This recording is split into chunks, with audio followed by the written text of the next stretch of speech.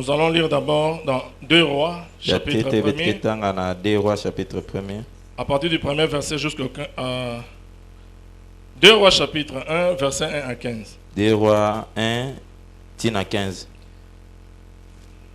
Moab se révolta contre Israël après la mort d'Akab. Moab tombokilaka Israël na manima lufu Akab. Or, Akazia tomba par les treillis de sa chambre haute à Samarie. Jogande a Shaiza kubwaka na disuku nandi ya Zulu tina Samarie. Et il en fit malade. Pe andi kumaga na kimbevo. Il fit partir des messagers et leur dit: Andi tindaka banati changu pe andi tubila bao. Allez consulter Baal-Zébub, Beno kwenda yuvula Baal-Zébub. Dieu d'Écron, pour savoir si je guérirai de cette maladie. Beno kwenda yuvula nzambi ya Ekru sika na munu mkebe luka na kimbevo yayi. Mais l'ange de l'Éternel dit à Élie, le Tishbite: kasi mbasi ya kukandadala tubilaka na Eli mutishibia. Lève-toi, monte à la rencontre de messagers du roi de Samarie. Telema dis-leur: pe kwenda dengana na banati changu ya ntino ya Samarie pe tubila bao. Est-ce parce qu'il n'y a point de Dieu en Israël que vous allez consulter Baal-Zébub, Dieu d'Écron?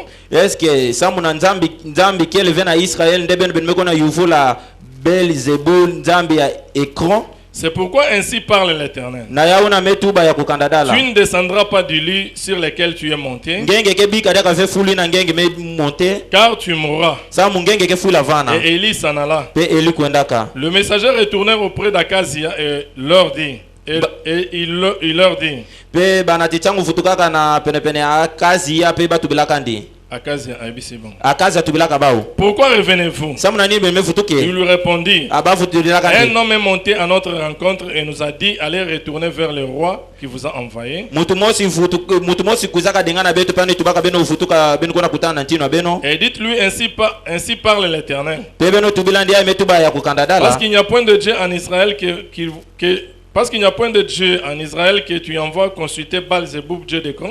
Est-ce que nzambi kele vena Israël ndengenge metinda bakona yuvula Baal-Zebul nzambi Ekron? C'est pourquoi tu ne descendras pas du lit sur lequel tu es monté, car tu mourras. Na yauna ngenge ke fuila na zula fulu nge ya kimbevo. Akazia leur dit: Akazia tubilaka bao. Quelle heure avait l'homme qui est monté à votre rencontre et qui vous a dit ces paroles? Amutindu vanilaka mutuina kuzaka dengana na beno pe tubilaka beno bapova yayi. Il lui répondit: Bafutilaka ndi. C'était un homme vêtu de poils et ayant une ceinture de cuir autour des reins. Ani vanaka mutu mosi kena bapwali mingi na nzutu pe ani vanaka na seti mosi na luketo nandi. Et Akazia dit: Pe Akazia tubaka. C'est Élie le Tishbite. Anike Eli mutishibia. Il envoya vers lui un chef de 50 avec ses 50 hommes. Ani tindilaka ndi fumu ya 50 ya basoda pena 50 ya bato. Ce chef monta auprès d'Élie qui était assis sur le sommet de la montagne et lui dit: bafumu ya monteke na penepene Eli ana vanaka na zulu mongo pe batu bilaka Eli. Homme de Dieu, le roi a dit: descends. Intinu metu bakita. Élie répondit au chef de 50: Eli vutulaka bafumu ina. Si je suis un homme de Dieu, que le feu descende du ciel et te consume, toi et tes 50 hommes. Et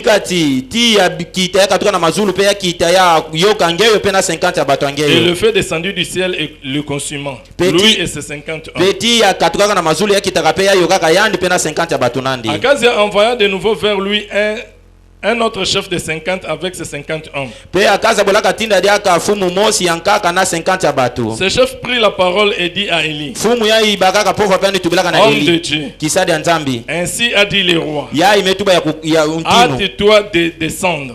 Et lui répondit: si je suis un homme de Dieu, que le feu descende du ciel et te consume, toi et tes 50 hommes. Et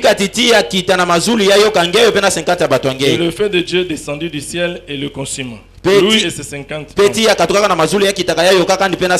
Akazia envoya de nouveau un troisième chef de 50 avec ses 50 hommes. Ce troisième chef de 50 monta. Et à son arrivée, il fléchit les genoux devant Élie et lui dit, en le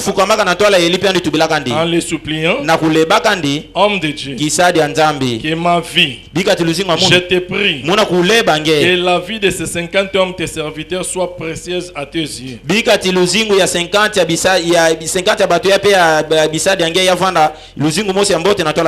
Voici le feu descendu du ciel a consumé les 2 premiers chefs de 50 et leurs 50 hommes. Mais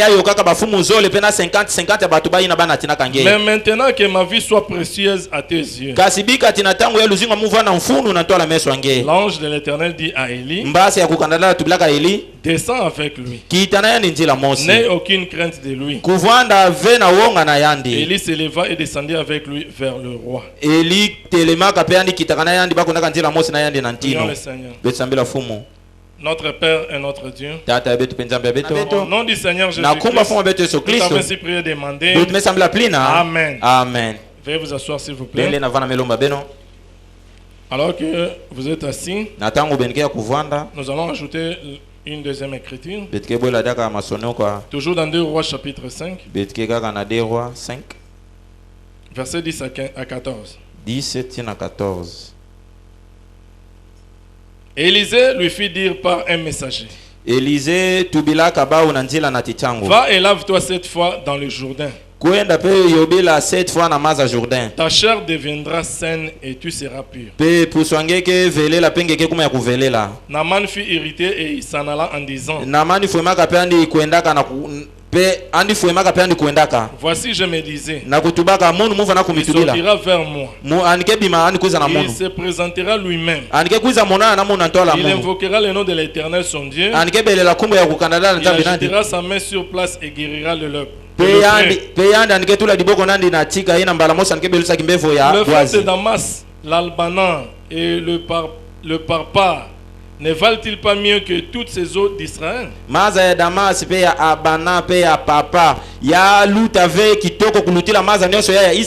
Ne pourrais-je pas m'y laver et devenir pur? Et il s'en retournait et partait avec fureur. Mais ses serviteurs s'approchèrent pour lui parler. Et il dit, mon père, si le prophète lui demandait quelque chose de difficile, ne l'aurait-il pas fait? Combien plus dois-tu faire ce qu'il t'a dit? Lave-toi et tu seras pur. Il descendit alors et se plongea 7 fois dans le Jourdain, selon la parole de l'homme de Dieu, et sa chair redevint comme la chair d'un jeune enfant et il fut pur.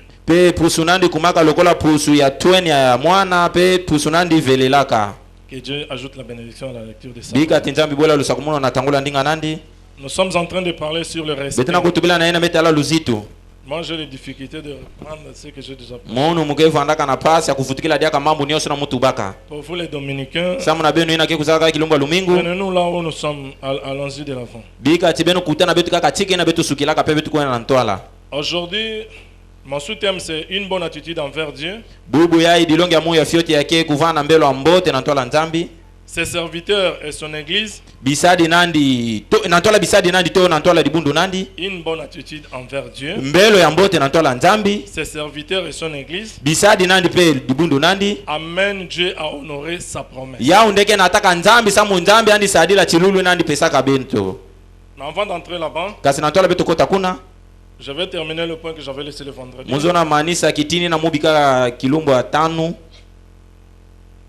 C'est sur le vœu. Vous savez mes frères, nous avons lu frère Branham nous dire, Dieu, nous devons respecter Dieu. Nous devons respecter ses serviteurs. Et nous devons respecter les services qui se font dans la maison de Dieu. Nous devons avoir la crainte de Dieu. Celui qui a la crainte de Dieu ne peut pas venir devant Dieu. Faire une promesse n'est pas l'accomplir. Nous voyons beaucoup de gens, ils ne savent pas que le vœu, on ne fait pas un vœu à Dieu sans l'accomplir. Pour aller très vite, je vous donne une référence, c'est Actes chapitre 5 verset 1 à 11. Là on parle d'Ananias et Saphira. Ananias et Saphira, ils avaient leur champ.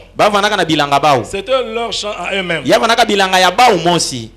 Du temps des apôtres, ils vivaient ensemble. Ils mettaient tout ce qu'ils avaient ensemble.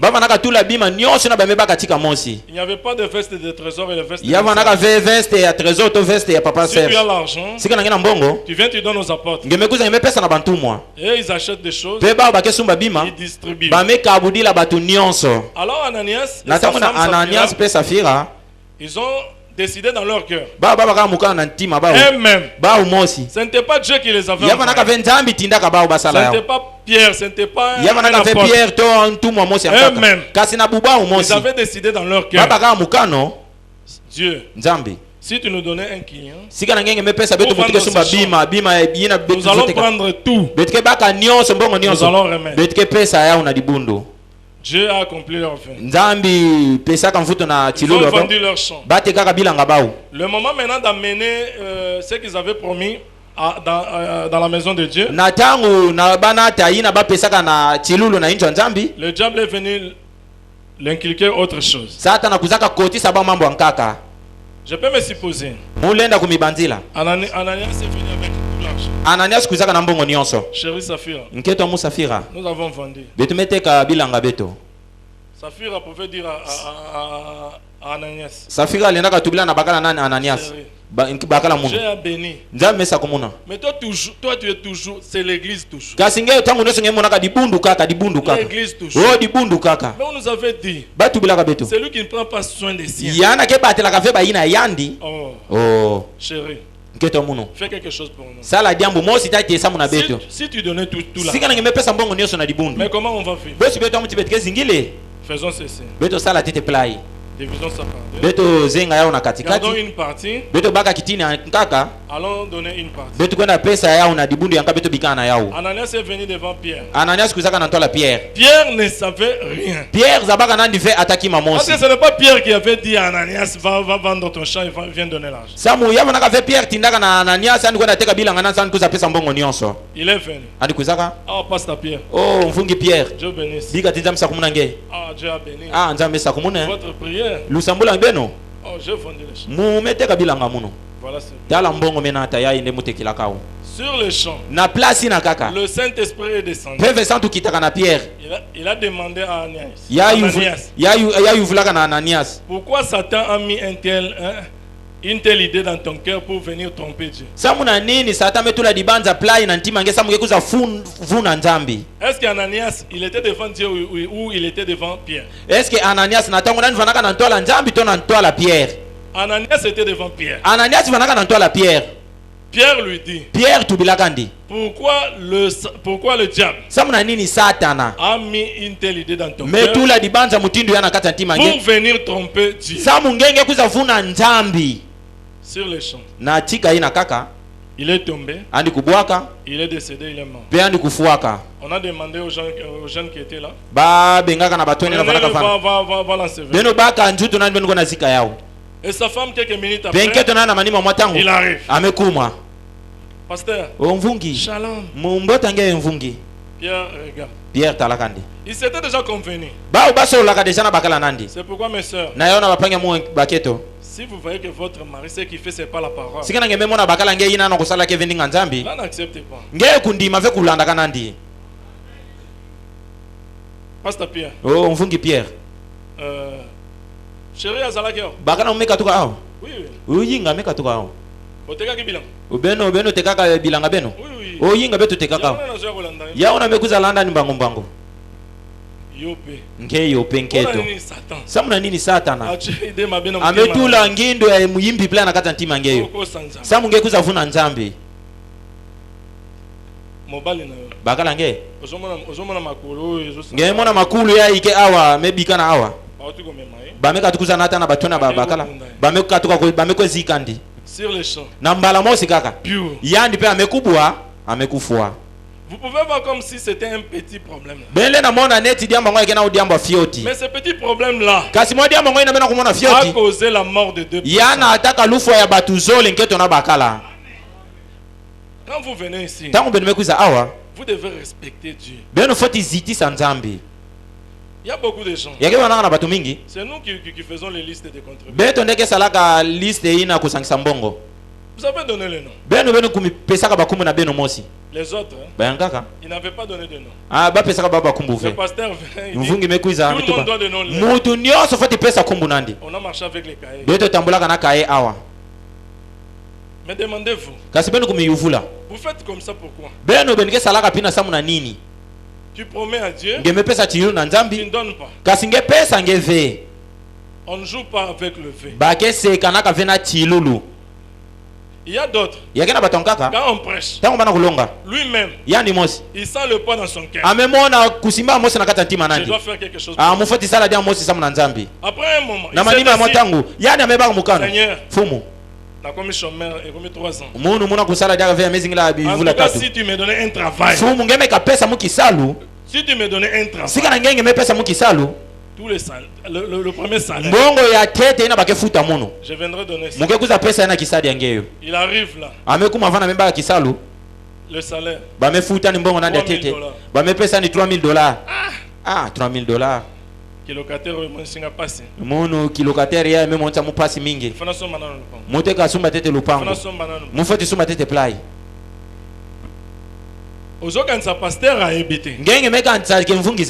Tu n'as pas fait ce vœu là. Ce n'est pas le pasteur qui t'a dit de faire ça. Toi-même. Alors toi-même, tu peux aussi causer ta mort toi-même. C'est pourquoi vous voyez dans le message, beaucoup d'hommes d'affaires. Batu mingi ya mbongo. Bafanaka na mbongo mingi. Mais quand il va chuter, kasi tango nike kubwa, vous n'avez pas l'idée. Ngenge ke bandila ve nini mebuisandi. Vous n'avez pas l'idée. Ngenge ke bandila ve nini mebuisandi. Munu muzingilaka na Kinshasa kuna. Des grands hommes d'affaires. Mumu naka batu na vana salamu mbongo mingi. Je travaillais chez quelqu'un, je ne peux pas citer son nom. Mumu naka salaka na fumu mosi, mule na tanga kumona. Quand les choses de phonie étaient là. Ani vanaka salaka bisalu na bafoni tango bafoni vana salaka tete. Mais quand mon patron est tombé. Kasi tango patron munu kubwaka na mbongo. Tombé en faillite. Tango yana ni kubwaka na mbongo nandi. Quelqu'un qui avait à Kinshasa là-bas plus de 20%. Mutu vanaka na ba mapangu 20 na Kinshasa. Mais aujourd'hui, kasi bubu yae. Il a une demi-parcelle. An maybe kanaka kaka na kitini antoto. Vous allez vous demander, vous allez chercher des sorciers. Peut-être c'est toi-même qui kasi batango ngaya ke ngemo sikendo kikena kumiloka. Quand vous faites un vœu à Dieu, vous devez l'accomplir. Frère Serge, je bangi sabiso. Lisons dans la Bible. Nombre chapitre 30 verset 3. Nombre 33. Lorsqu'un homme fera un vœu à l'Éternel, ou un serment pour se lier par un engagement, il ne violera point sa parole. Il agira selon tout ce qui est sorti de sa bouche.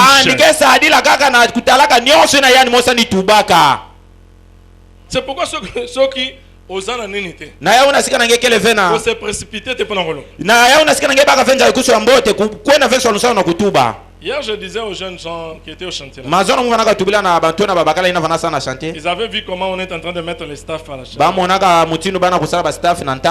J'ai vu, ils sont venus un groupe. Papa Serge. Oh, Serge. Qu'on mette pas le crépsage lisse là. Parce que nous allons acheter les faïences pour mettre. Je les ai regardés. Je leur ai répondu ceci. Amenez d'abord les faïences. Parce que rien ne va changer. Si vous amenez les faïences, on va toujours les mettre. Il y a la possibilité de les mettre. Vous risquez de faire un vœu et ne pas l'accomplir. Parce que ne vous précipitez pas à dire quelque chose. Parce que j'ai commencé à entendre, il me disait, nous allons voir celui-ci. Nous allons voir telle personne. Je leur ai dit, ce n'est pas comme ça. Quand tu as la révélation de faire quelque chose pour Dieu, c'est toi-même avec Dieu. Venez même avec 2 cartons de défaillance. On cherchera une place pour mettre ça. Mais ne cherchez pas à dire je vais voir celui-ci. Ce que tu cherches là. Mais si ce n'est pas leur révélation, Tu vois que tu seras bité. Fais attention à ce que tu fais sortir de ta bouche. Surtout dans la maison de Dieu. Deutéronome 23, 21 à 23. Deutéronome 23, 21 à 23. Si tu fais un vœu à l'Éternel ton Dieu, tu ne tarderas point à l'accomplir. Car l'Éternel ton Dieu t'en demanderait compte. Et tu te chargerais du péché.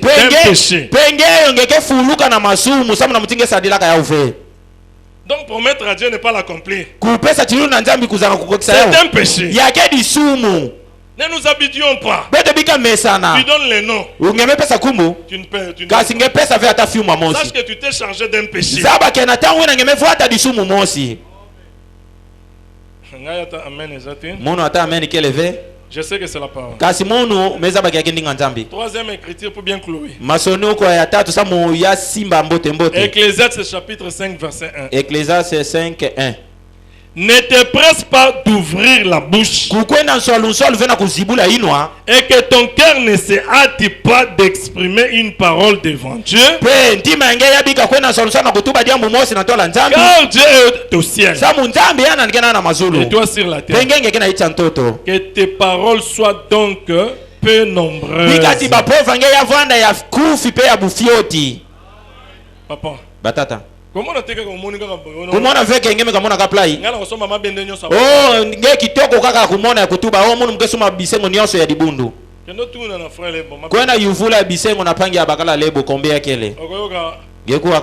$1000. Oh, bisengo ya yamesala $1500. Après, tu t'es chargé déjà d'un péché. Au lieu de rester calme, c'est pourquoi parce qu'on dit ne tarde point à accomplir le vœu que tu as fait.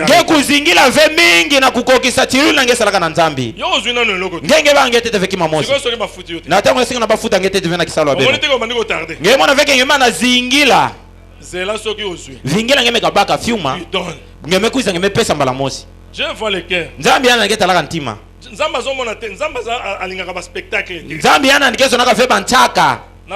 Oh, Moussa la place à mon bâtiment, mon amour, que Djogo fait. Et puis quand je vous ai déjà prêché ça, quand vous donnez des choses à Dieu, quand Dieu met un poids sur votre cœur pour soutenir, ne dites à personne, va voir le pasteur. Dis ça seulement au pasteur. Pasteur, je vais faire ça, je vais faire ça. C'est fini. Les gens vont voir les travaux qui se font. On n'a pas besoin de voir c'est tel qui a fait, c'est tel qui a fait. Nous devons avoir la crainte dans la maison de l'Éternel. Maintenant, vous-même examinez-vous. Combien de péchés vous avez? Vous êtes déjà chargé. Cela a causé la mort d'Ananias et Saphira. Madame dit que le Saint-Esprit fait la même chose aujourd'hui. Il n'a pas changé. Il fait la même chose aujourd'hui. S'il a fait avec Ananias et Saphira, il peut le faire aussi. C'était un coin que j'avais laissé. À bon entendeur. À bon entendeur. Moi je vous prêche selon ma connaissance. Selon ce que j'ai reçu. Je vous avais lu une écriture. Je vous prêche selon ce que j'ai reçu de mon pasteur. Selon ma connaissance. Je fais tout ce que je peux faire pour que le sang de quelqu'un ne soit pas sur moi. Serge, le pasteur vous avait promis de prêcher. Vous n'avez pas prêché ça. Si vous nous avez prêché le respect, on ne savait pas ça. Maintenant je le prêche. C'est pour que chacun yakesa mutu mosi mosi na beto ani kumifyongunina na kuwaka dilonge yayi. J'ai beaucoup prié Musa mlaka mingi pour qu'à la fin sa munachuka chacun puisse s'examiner. Mosi mosi na beto ni kumifyongunina. Je ne veux pas que vous puissiez sortir avec le fardeau. Muzona ve mosi mosi na beno bima awa na bizitu. Si tu te sens concerné, sikana ngememo na diambo yayi metala nge dilonge yayi. Parce aujourd'hui je vais terminer avec sa mubugu ne muge manisa na dilonge yayi. Venez. Beno kuiza. Le pasteur va prier à la fin. Mvungi ke sambela na chuka. Et mettez la chose en ordre. Pengeyo kwenda ludika diambo ngo. Dieu n'est pas un grand-père. Nzambi kele ve kaka bakala. Je vous avais lu une citation. Mutangila beno masonga awa. Un homme qui était ivre. Mutu mosi vanaka kukolo. Na se akuiti na ye. Na ichi akuiti nandi. Ah sakani na frère Branham. Andi sekinila pangia bakala Branham. Le même jour. Fe kilungu mosi kaka. Mutu kenyati yakufa. Mukaminyo di ataka ndi peani kufoka. Sama talaki teke asalaka ngosu kuiti. Nzambi talaka veke yana salaka yana ichi kukolo. C'est nous les hommes qui. Samu yake beto ne batuke tubaka au plina. Au andi sabaka ve. Nzambi yana ndike talaka plina ve. Akufa kina kuiti. Ani kufoka na ichi kuiti. Maintenant natango yabeto banda mambo bebeto bilumbu ya kilumbu yayi. Dans le message avoir soif de la vie. Natango kuvana na puila ya luzingu. Avoir soif de la vie. Le 12/3/1960. 12/3/1960. Boko manano malilité na ibandeli boy. Bono biya kuma tete madidi na tonono plage.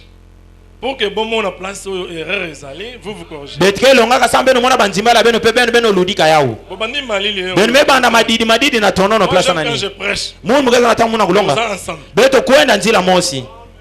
Frère Branham disait à son chien. Frère Branham vana tubila na imba nandi. Freeze Landa ndi.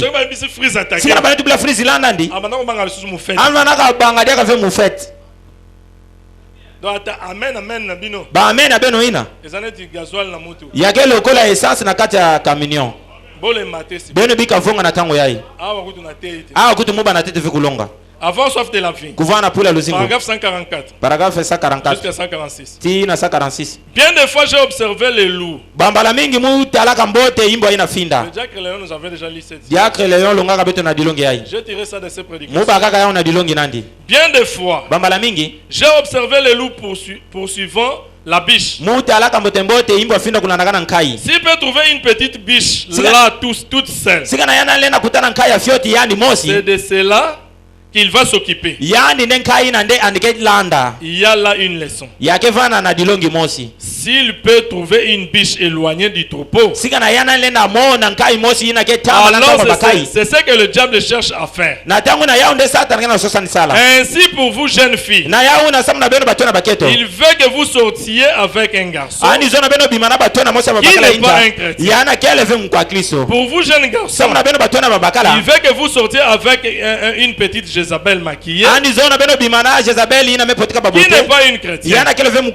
C'est là qu'il veut vous dépisser. C'est là qu'il veut. Il veut planter ses dents en vous. Et cette petite biche va se mettre seule à l'écart. C'est de cela que le loup va s'en occuper. Et pour vous, hommes et femmes, âgés, lorsque vous vous séparez des croyants, les gens disent, je peux rester à la maison et être tout autant un bon chrétien qu'à l'église. Branham vous dit, vous ne pouvez pas.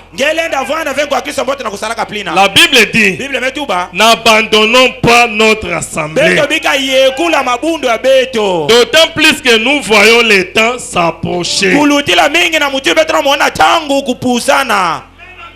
vous dis la vérité. C'est temps ici. S'il y a un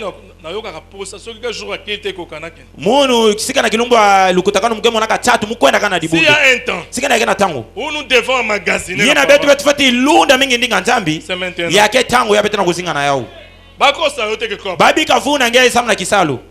Kop yake bikana nao na ichi ntoto. Kop erotika la kalate. Kop ke bikana awa na ichi ntoto tama mingi ve. Kalate. Tama mingi ve yake bikana na ichi ntoto. Si vous êtes un chrétien, vous désirez ardemment aller là où se trouvent les autres chrétiens pour communier avec. Ainsi, vous ne pouvez pas rester loin de l'église et vivre la même vie.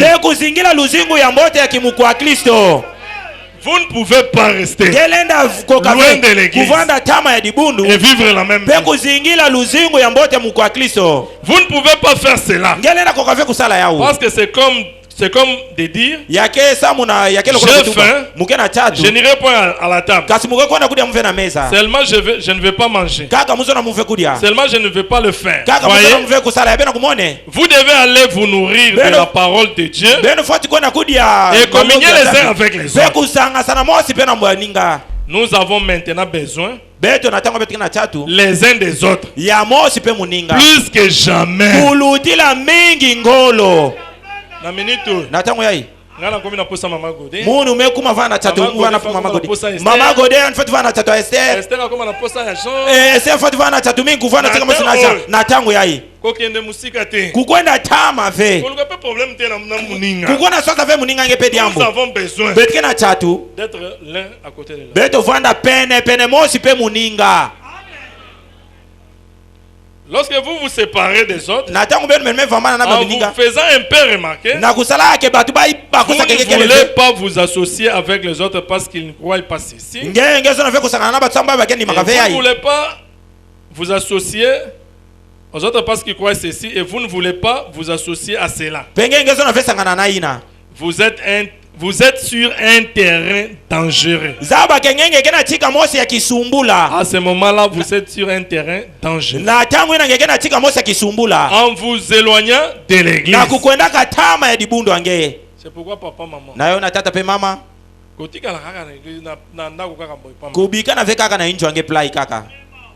Trouvez-vous-en une de votre choix. Et restez-y. Et soyez un frère chrétien pour tous les autres. C'est ça être un vrai chrétien. Alors nous avons la communion, la protection. Les gens vous aiment et ils prient pour vous. Je crois qu'en venant ici, en choisissant Zoé Tabernacle pour votre église, vous avez examiné. Vous avez vu que dans la ville de Boma, il n'y a pas un autre restaurant meilleur que ça. Mais si vous avez déjà fait ces choix, pourquoi dire que tu as faim, tu dis que je ne vais pas manger? C'est la même chose. Les portes de l'église s'ouvrent. Tu n'es pas là. Frère Branham dit dans le message l'aveugle Bartimée, prêché le 9 août 1957. 9 août 57. Paragraphe 56b. Paragraphe 56b. Allez lire là-bas. Frère Branham dit, il a toujours dit, si la porte de l'église s'ouvre, un véritable chrétien, il s'empresse pour aller communier avec Dieu. Dans ce message ici, l'aveugle Bartimée, Frère Branham ajoute, il dit, un véritable chrétien, s'il passe devant l'église, même si ce n'est pas le temps de culte, il doit entrer et venir prier. Même si ce n'est pas le jour de culte, passer seulement, tu dois entrer et prier. Combien plus forte sont les jours de culte. Le temps est très dangereux. Maintenant, là où nous avons lu dans 2 Rois chapitre 1, vous connaissez l'histoire. Le roi de Moab. Le roi Akazia. Oui, c'était le roi de Moab. Moab s'était révolté contre Israël. Alors le roi Akazia, il était en étage là-bas dans sa chambre, à la fenêtre. Il était tombé. Et à partir de cela, il était malade. Il ne guérissait pas de cette maladie. Il a duré, ça perduré. Maintenant, il a envoyé le messager. Il a envoyé des messagers pour aller consulter Baal-Zébul, le dieu d'Écron. Dieu a parlé à Élie. Élie, monte va intercepter le messager d'Akazia. Kwenda dengana naba na tichango ya Akazia. Tu vas leur demander. Ngeke yuvula bao. Il n'y a pas de prophète en Israël qu'on doit consulter. Est-ce qu'il y a quelqu'un na lubudi na Israël yina balenda yuvule? Pourquoi vous allez chez Baal-Zeboul? Samuna nini benu ngena kwenda na Baal-Zeboul? Alors Baal-Zeboul. Tu as lu ça, non? Baal-Zeboul. Beelzeboul. Alors. Natangwena. Ils sont allés. Bakwendaka. Élie est descendu. Élie kitaka. Il les a intercalés. Ani kwendaka pekisa bao. Il les a posé la question. Ani kuyuvulaka bao. Mais vous allez où? Wabena kukwenda. Non, le chef nous a envoyés. Oh, ntino betu metinda beto. Nous allons consulter le Dieu de Baal. Betu mekwenda yuvula Beelzeboul. Élie leur a dit. Élie tubulaka bao. Il n'y a pas en Israël un prophète que vous devez consulter. Est-ce qu'il y a quelqu'un en Israël lubudi yina belena kona yuvule? Retournez. Beno futuka kuna ndikele. Va dire, allez dire au roi. Beno kona tubila ntino. Il va pas, comme il a fait ça. Lokola amesa la play. Il va pas guérir de ça. Andike beluka vena kimbevu na kina kubeli sana. Il mourra. Andike fuila na yao. Le messager sont rentrés. Bana tichangu futukaka. Ils arrivent chez le roi. Bakumaka place vanaka ntino. Chez le roi Akazia. Ina ntino Akazia. Chef. Fumo. Tokutani na mutu moko. Betume dengana na mbuta mutu mosi. Donc mutu ana biso bozonga. Mbuta mutu na betu betu beno futuka. Est-ce que na Israël il n'y a pas un prophète qu'on doit consulter? Il y a quel vena lubudi na balena yuvule. Pourquoi vous voulez aller chez Baal? Samna ni benzo na kwenda yuvula Beelzeboul. Akazia taliba. Akazia talaba bao. Cet homme là était comme mutu ina dengana na beno mtani kele. Azaki poilu. Oh yandi yani vanaka na bamika mingi na jutu. Pe yani vanaka na ceinture na luketu. Akazia bakusaka. Ah ça doit faire. Ah ya foti vanda Eli. Eli le Tishibit. Asagani na ngambo. Ya amese na muplai. 50 bana mour. Amebaka 50 bana moura. 50 garde président. Amebaka 50 ba makesa ya president. Na fumu aba umosi. Allez. Beno kwenda. Boyebisa mutu wana. Beno kwenda tubila mutu ina. Elina. Aya. Andi kuiza umukele. Ya agomina ni pake ngolo. Yani amekuma nani samwandi tubila mu mutindo yai. Commandant à l'église. Fumu ina kwenda kandi kwenda kana basoda. Na 50 ba makesa na manima. Ba mekwenda place vanaka Eli. Je suppose que na ba arme na. Mule na banzela ba vanaka na minduka ba. Ba kumaka na tola lubudi. Bakuti Eli na ngomba ko. Ba kutaka Eli na zola mongo. Na impolitesse nyonso. Na kuzanga luzitu nyonso. Descends. Ngeyo kita. Mokonza kita. Fumu metu ba kita kwenda kuna ana kuvingila nge. Eli metala bao. Si je suis un prophète. Sika na munu muken lubudi. Si je suis un serviteur. Sika na muke kisadi ya nzambi. Que le feu descende du ciel. Bika titia kiteka toka na mazulu. Et que cela vous consume tous. Peya yo kabeno nyonso. Na yo mokonzi. Nange fumu. Na 50. Na ba makesa ngeyo. Sur les champs. Na mbala mosi. Moto kiti. Tia kitaka. Batumbi bango. Yani yo kaka baba nyonso. Akazia zeli. Akazia vingila. Ayoki sang. Ameko kaka tumu. Baziki bango. Oh batungeti naka banyoso ba meyo kana. Oh. Oh bazaki ba frère commandant. Ah baya baba naka veba makesa ya teleka. Amebaka ba yankaka. Oye biki ba commando. Bayina ameza ba ke ba makesa ya teleka. Ale commando. Ametubila baba makesa. Boke. Beno kwenda. Boye bisaye. Beno kwenda tubila. Mbangu nyonso. Na nswalu nyonso. Il donnait un ordre ferme. Yani amepe ani vanaka pesa mitinu mosi na kingolo. Quand vous le voyez. Tangu benige monandi. Dites-lui. Beno tubila ndi. De descendre vers nous. Andi kitanswalu ndi kuiza tika mukele. Wana ayepe le susu. Yana ngaka pia kuizaka. Ameba na kwenda. Amekuta tika Eli vananga. Salambangu. Kita ngeko na place kentino. Ntino kena kusosa nge. Eli talakandi. Si je suis un serviteur de Dieu. Andi tubaka sika na muke kisadi ya nzambi. Que le feu descende du ciel. Bika titia kiteka tuko na mazulu. Il vous consomme. Ya yoko beno nyonso. Moto ekiti. Tia kitaka diaka. 51 nyonso. Beba nyonso ba yokanaka. Akaza zoze. Akaza vingilaka.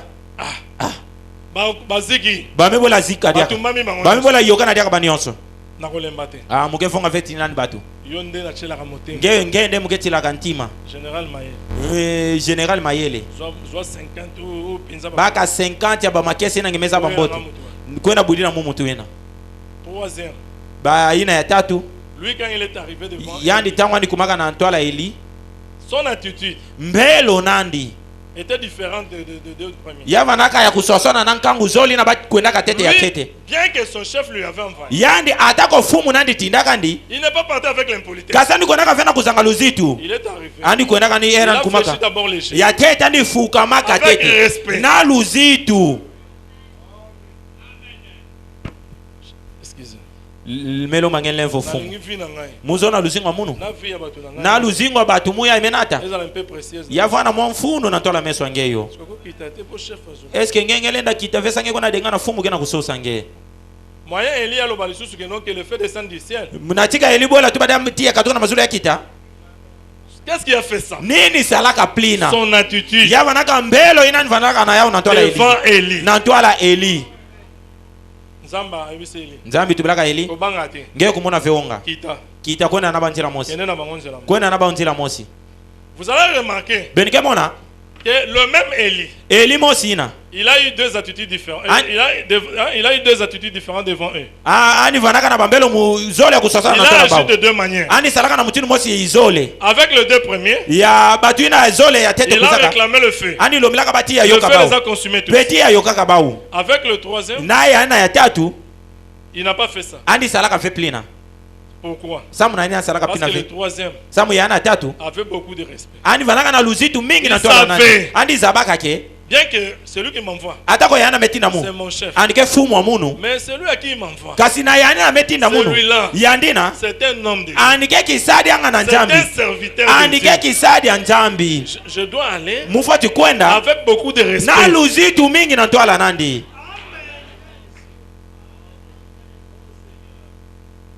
Écoutez ce que l'autre là a dit. Verset 13. Verset 13. Akaz a envoyé de nouveau un troisième chef de 50. Akaz a bolaka tinda damu avec 50 masoda. Na 50 ya basoda. Ce troisième chef de 50 monta. Ifumu ina tatu mkwendaka. À son arrivée. Na kukuma nandi. Il fléchit les genoux devant Eli. Ya teta ni fukamaka na tola Eli. Et lui dit en suppliant. Beani tubaka andi tubaka na kulebaka. Homme de Dieu. Kisadi anzambi. Lui savait. Yana ni zabaka. Que Eli c'est un homme de Dieu. Que Eli ani vanaka kisadi anzambi. Que ma vie. Bika tiluzingo je te prie. Mele bange. Et que la vie de ces 50 hommes tes serviteurs. Pe luzingo ya 50 ya batu yai. Sois précieuse à tes yeux. Yavanda na mfunu na tola meso ange. Bible lobby. Bible metuba. Voici le feu est descendu du ciel et a consumé les deux premiers chefs. Tala tia katuka na mazulu ya kitaka ya yoka kankangu zoli na tete batu kuzaka. Leurs 50 hommes. Pe na 50 ya batu ba ina bana ataka. Maintenant que ma vie soit précieuse à tes yeux. Kasi na tangu ya bika tiluzingo mu ya vanda na mfunu na tola meso ange. Déjà que soki na sakani na oyo. Ani zabaka kesika na mese kinina mbuta mutu yai. Ba maninga na ngami bale bazui. Tumbu ina bulaka ba ina nkaka. Ngai pe na oske na zwa. Munu pe mukesu tukayame baka munu. Il a eu la révélation de l'homme de Dieu. Ani baka kanja ikusu na ina meta alla kisadi ya nzambi. Il savait que je vais me trouver devant un homme de Dieu. Dieu exige le respect pour ses serviteurs. Dans le message, l'ange est venu. Comment l'ange est venu vers moi? Prêché le 7 novembre 1953. Au paragraphe 3. Paragraphe 3. Frère Madame dit ceci. L'une des choses les plus étonnantes que j'ai remarquées d'un bout à l'autre de mon ministère pour notre Seigneur Jésus a été la particularité des gens. Jambo mosi ina kuitukusa ina mumu onaka na kati kisala kulonga munu ya lutumu ya fuma mu Yesu Kristo ya vanaka batu ya mutindo ankaka.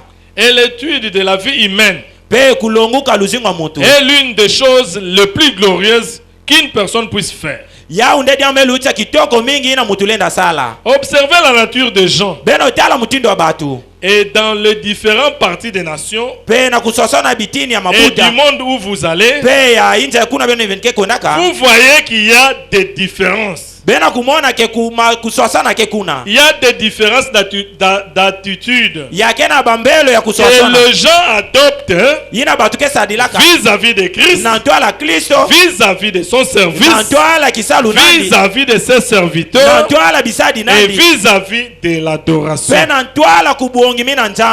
Et l'une des choses qu'il y a, c'est qu'un type de réunion est vraiment meilleur dans un coin du pays, tandis que dans l'autre coin du pays, cela ne marche pas.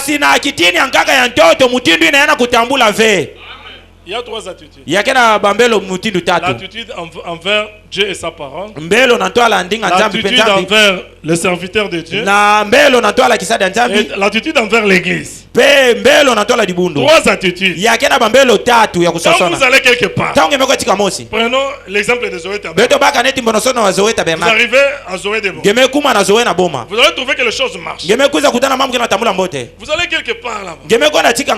Vous trouvez que non, ça c'est de kuna mambo kena tambula mbo TV. Qu'est-ce qui fait ça? Nini kena sala pina? L'attitude. Yake bambelo ina kena kutana kuna. Yina batu kena kusadila. Le comportement des gens. Bifu ina batu kena yao. Allons-y avec la citation. Beto kwena na dilongi yayi. Eh bien. Yake mbote. Je crois que Mendi make. C'est surtout condamnable à cause de Kuluta mingi yana buisa masamuna. Ou plutôt pas condamnable. To yao yana buisa mave. Mais cela kasi yao dépend surtout de la façon dont les gens sont enseignés. Kasi yao yana kutadila na mutindu batu melongisa maka. Et l'église ne mènera jamais une vie plus élevée que l'enseignement que le pasteur dispense. Ne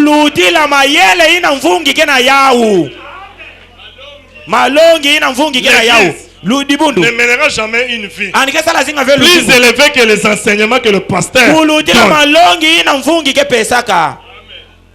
C'est la vérité.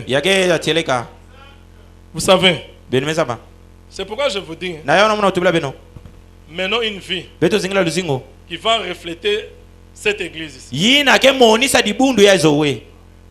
Beaucoup de gens connaissent le pasteur Zoé Tabernacle, on en parle. Parce que beaucoup de gens sont nés ici. Nous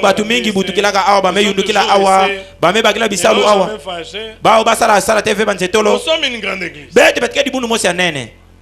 Moi j'ai toujours dit, il n'y a pas une église à Boma ici comme Zoé. Vous ne croyez pas? Il n'y a pas une église comme ça. C'est trois attitudes que nous venons de faire. Nous allons voir. Souvent, qu'est-ce qui se passe? Sur ces trois attitudes ici, les gens adoptent peut-être 2 sur 2. Une seule attitude. Là, Dieu ne va rien faire. Tu peux avoir du respect envers le serviteur, mais tu n'as pas du respect envers le service qui se fait dans l'église. Il n'y a rien qui va se faire. Il n'y a rien. Tu peux respecter les hommes de Dieu comme tu fais. Tu arrives ici, tu commences à jouer à l'église pendant qu'on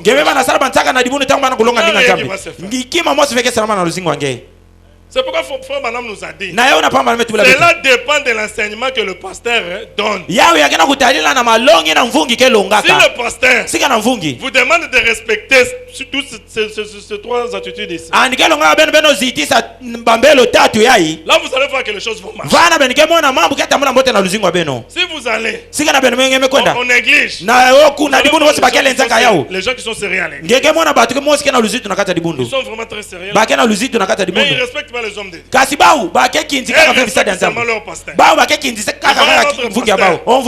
ne croient pas comme eux.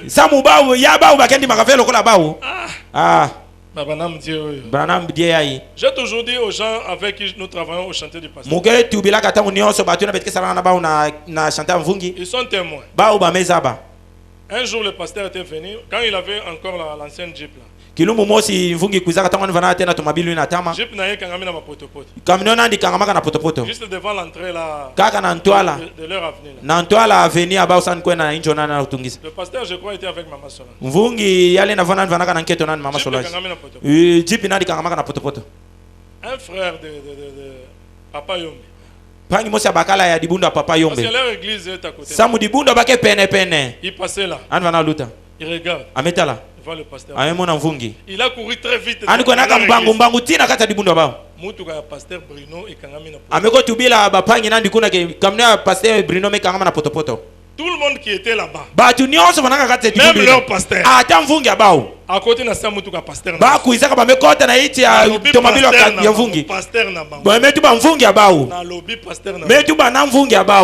Nalobi pasteur na bango. Mvungi abao. Akoti na se mutu. Andi kotaka na ita kamnio ya mvungi abeto. Ameba na katula potopoto na kangala bapine. Bilele nani nyonso bebaka na potopoto. Je dis aux frères. Mutu bilaka panga bakala. Si c'était nous. Mutu bilaka bapanga beto sika na fana kabeto. Mutu ya pasteur na bango kufi côté église na biso. Tomabilu ya mvungi abao mekufa pene ya beto. Beto na tuba. Ba Patrick Jo. Ba Patrick Nzambi ai bakeba bipumulo. Ils ont travaillé jusqu'à faire sortir le véhicule.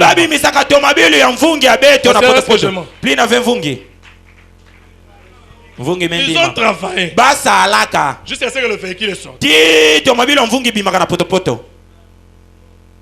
C'est une leçon pour nous. Toi, tu peux respecter les gens qui travaillent ici. Tu ne respectes pas d'autres pasteurs. Tu ne verras pas de résultats. Il faut avoir ces trois attitudes ici. Ton attitude envers la parole de Dieu, ton attitude envers ses serviteurs, et ton attitude envers les services qui se font dans l'église. Allons voir les gens, prions le Seigneur. Elle est assise. Toi, tu vas chercher quelque chose. Tu n'as pas le respect envers l'adoration. Dieu exige le respect. Dieu, il exige. Exiger, ça veut dire quoi? Na kingolo. Ana kulomba beto na kingolo. Na makasi. Ana kulomba beto na kingolo beto vana luzitu. OK. Dans le message. Nakata changu. La commission de Moïse. Lutumu wa Mose. Maintenant. Natango ya 10 11 50. Paragraphe 46. Maintenant. Natango ya. La seule chose que vous avez à faire, c'est de stimuler la foi des gens afin qu'ils puissent voir la volonté de Dieu de guérir les gens. Maintenant, pour ce qui est de la guérison, c'est votre foi en Dieu. Votre pasteur peut vous oindre d'huile dans votre propre église. Et vous ayez foi en Dieu. Et cela produira le même effet. C'est vrai. C'est Dieu le guérisseur. Aucun homme n'est guéri. Aucun homme n'est guérisseur. C'est Dieu le guérisseur. C'est donc ces dons servent seulement à montrer l'attitude de Dieu envers les gens. Pour vous amener, vous les gens, à croire en Dieu. Les dons. Ce n'est pas le don de Corinthiens. Les Éphésiens 4. Sont là pour vous montrer l'attitude des gens, pour vous amener, vous les gens, à croire en Dieu. Ce qu'on a respect.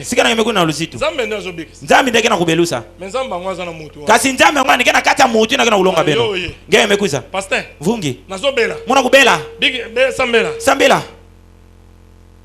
même ata yoki oma. Atako yana mimi monange kiadi. Asambe. Amesambili lange. Elogote. Kasikima mosi feke salama nakata ngeyo. Ndengo zoyela liboso. Mutindu ngenge mekuzina na ndola nandi. Mbelo angeyo. C'est ça qui va te donner le résultat. Ya ndenge pesa mfutu na mambo ngenge nange mena atinandi. Alors yo mona ka pasteur moninga. Na tango ya ngenge mona ka mvungi kamaradi ange. Mutu lokola batu. Ange ngenge mona ka ni mutu lokola mutu nyonso. Ale obeli. Alonge mebela. Abakenda ka pasteur. Bakeko ndaka na mvungi. Bika mupe mukwenda. Il n'y a rien qui va se produire. Kima mosi veke salama ta samedi lange. Il n'y a rien qui Kima mosi veke salama. Vous devez avoir une bonne attitude devant les serviteurs de Dieu. Ben foti vana na mbelo mosi ya mbote na ntoala bisadi ya Nzambi. Regardez Élisée. Ben otala Élisée. Élisée après avoir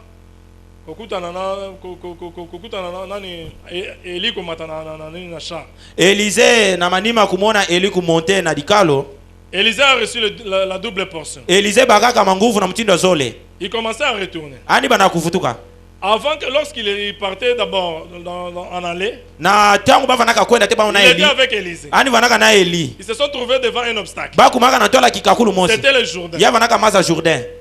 Eli a fait un miracle. Eli salaka kimangu mosi. Il a séparé les Jourdains. Ani vambisaka maza Jourdain. Ils sont traversés. Ba lutaka bazingisaka. Allez. Élisée bakaka manguvu na mtindo zole. Il commençait maintenant à retourner. Ani bandaka kufutuka na tamona. Sur son chemin de retour. Na njira nana kufutuka. Il s'est trouvé encore devant. Ani kuizaka diaka kutana na maza Jourdain. Il s'est souvenu de ce que Élie avait Andi bambukilaka moyo ina Elisa laka. Il a pris le manteau. Andi bakaka nyunga. Il a frappé les eaux. Andi bulaka maza. Les eaux étaient séparées. Pe maza vambanaka. Le dernier miracle kimangu ya chuka ina Elisa. C'était le premier miracle d'Élysée. Ya undevu andaka kimangu ya tete ina Elisa. Elisa salaka. Elisa zekisaka. C'est pour montrer que yana kumonisa ke se trouvait sur Élysée. Ke yina vanaka na zulu Eli. Maintenant c'était sur Élysée. Na tangu ya vanaka na kata Élysée. Il a traversé. Andi zengisaka. Il est arrivé maintenant à Tango yana Jéricho. Arrivé à Jéricho. Ils ont trouvé les gens de Ani kusaka dengana na batu Jéricho. Les gens de Jéricho avaient un problème. Batu Jéricho bavanaka na diambo mosi.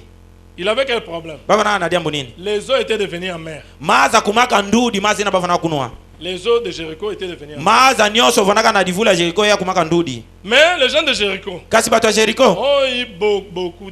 Bavanaka na luzitu mingi na toile Élysée. Ah, lubudi Élysée. Ah, kisadi ya nzambi. Mevutuka. Ah. Ça va. Ya cheleka mbote. Tout ça le problème awa. Betina diambo mosi awa. Maza nyonso ya kizunga ya yamekuma ndudi. Ah. C'est un petit. Aya yake dia mosi afioti. Boyebi solo. Benimeza ba mambo ina salamaka. Élie a sali miracle. Élysée salaka bimango. Élysée salaka bimango. Mayi zongi normal. Pe maza kumaka kitoko na kunwa. Batu babandi ko mela. Batu bandaka kunwa yao. Élysée a longwe. Élysée katuka kavana. A combien na Bethel? Amekuma na Bethel. Le même Élysée. Mais Élysée mosi kaka ina. Na double portion na. Na mutindu zole ya manguvu. A combien na Bethel? Ani kumaka na Bethel. Na bet na tanga déjà li solo. Muta déjà li solo ya. Na sukila ki vanda. Vana ne musukilaka kilumba tano. Il y a des enfants. Yake na bana. Qui commence à le huer. Banda ka kusekandi. Oh chauve. Oh divin de belé, divin de belé, divin de belé.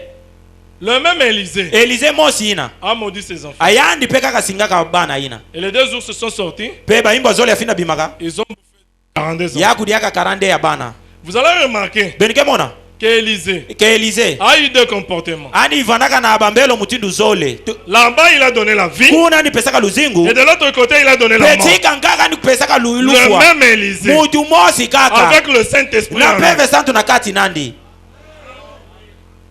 Ne dites pas que non le pasteur. Beno bika tuba kaka ke mvungi yandi. Non. Ve. Dieu. Zambi. Honore toujours ses serviteurs. Andike kinzikaka tangu nyoso bisadi nandi. Je vous avais posé la question. Est-ce que vous croyez qu'il est un homme de Dieu? Est-ce que s'il est un homme de Dieu confirmé, Dieu va l'honorer. Quand toi tu vas jouer avec lui, quand tu vas manquer du respect envers lui, c'est Dieu qui va s'en occuper de toi. Dieu lui-même, il va s'en occuper de toi. Faites attention mes frères. Faites attention. Vous voyez les gens de Jéricho, les gens de Jéricho. Ils ont reçu Élysée. Même la Bible dit, c'est lui qui reçoit un prophète en qualité de prophète, reçoit la récompense du prophète. Si toi tu reçois le pasteur en sa qualité du pasteur, tu vas avoir le désir de ton cœur. C'est pourquoi vous voyez dans une église locale comme ça, quand le diable veut venir chercher à détruire, la première chose qu'il va chercher, c'est enlever votre confiance envers votre parce qu'il sait quand il va faire ça, vous serez à sa proie. Vous serez à sa merci pour recevez le sang. Même dans vos maisons. Nous avons dit, nous avons besoin les uns les autres. Parce qu'en recevant le sang, la Bible dit que beaucoup ont logé des anges sans aujourd'hui nous croyons que Dieu n'est pas dans l'air comme Dieu se trouve dans des anges. Mais toi tu ne sais pas que celui-ci a Dieu et ceci. Toi ayez seulement un bon cœur de recevoir. Tu verras que parmi tous les gens que tu as reçus, peut-être tu as reçu Dieu. Ce n'est pas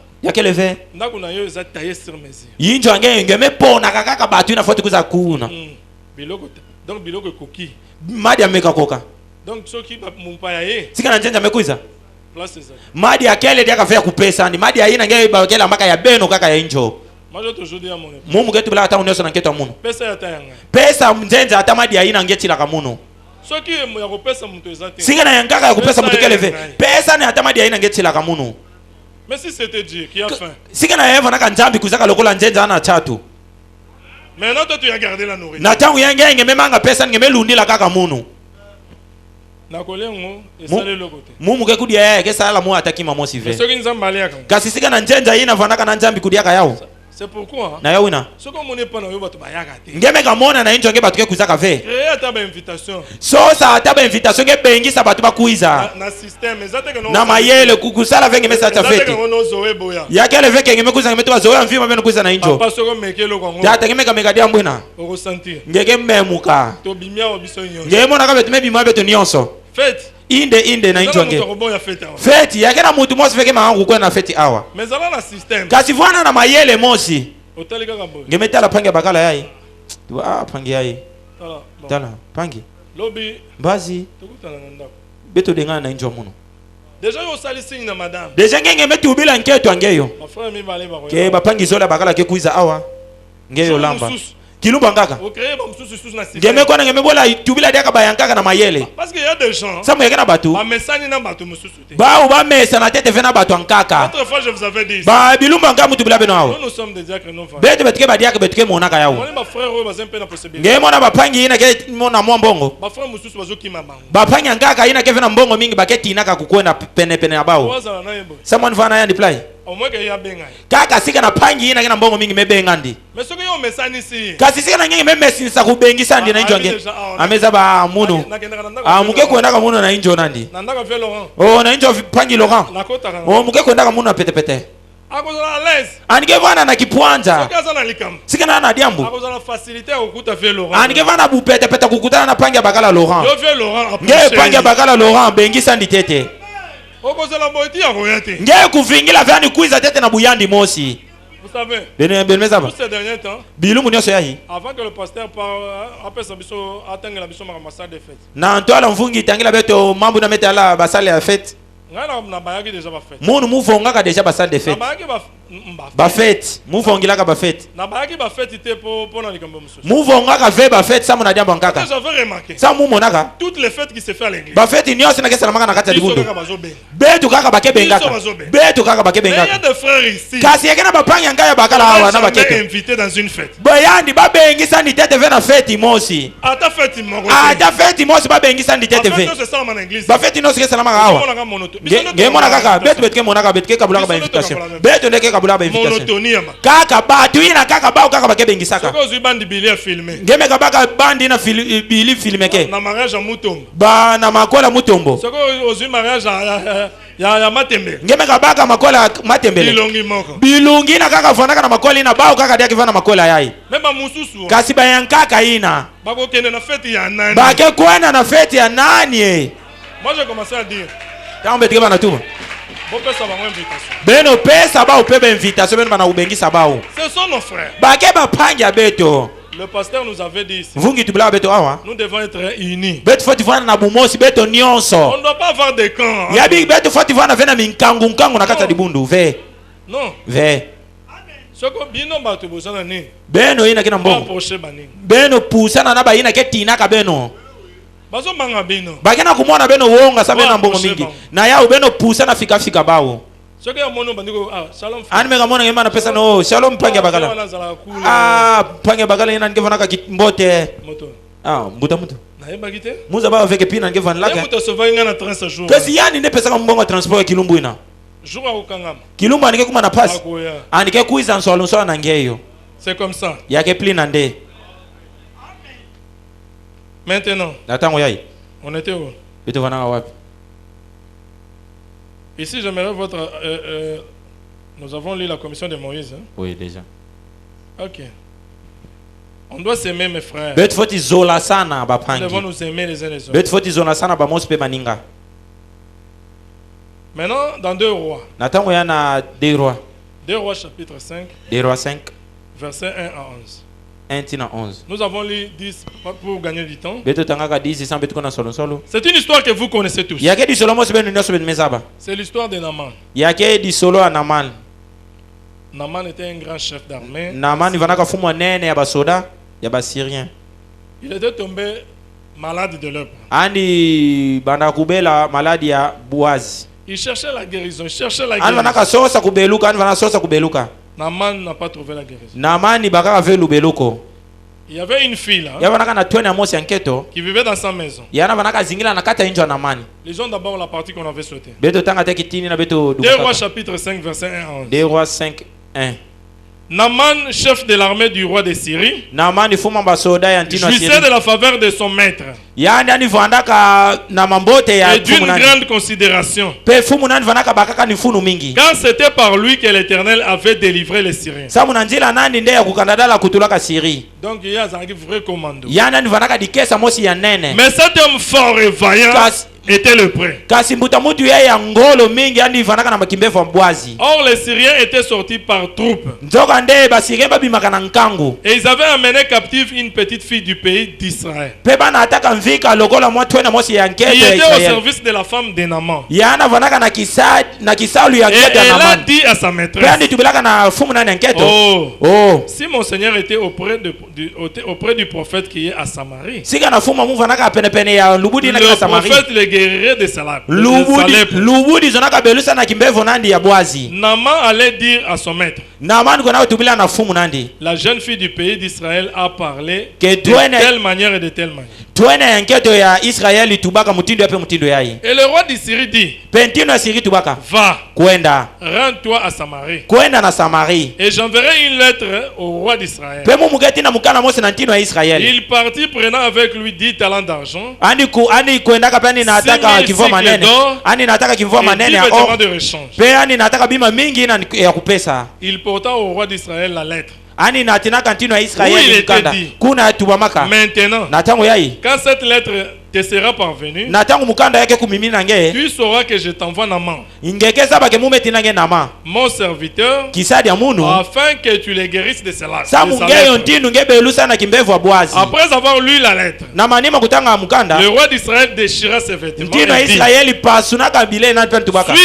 suis-je un Dieu pour faire mourir ou pour faire vivre, qui s'adresse à moi afin que je guérisse un homme de sa lèpre? Sachez donc et comprenez qu'il cherche une occasion de dispute. Lorsque Élisée, homme de Dieu, apprit que le roi d'Israël avait déchiré ses vêtements, il envoya dire au roi: pourquoi as-tu déchiré tes vêtements? Laissez-le venir à moi, et il saura qu'il y a un prophète en Israël. Naaman vint avec ses chevaux et son char, et il s'arrêta à la porte de la maison d'Élisée. Et Élisée lui fit dire par un messager: va et lave-toi 7 fois dans le Jourdain. Ta chair deviendra saine et pure, et tu seras pur. Regardez maintenant ici, au verset 4. Il y avait une fille qui vivait dans la maison de Naaman. Cette fille-là était servante à la femme de Naaman.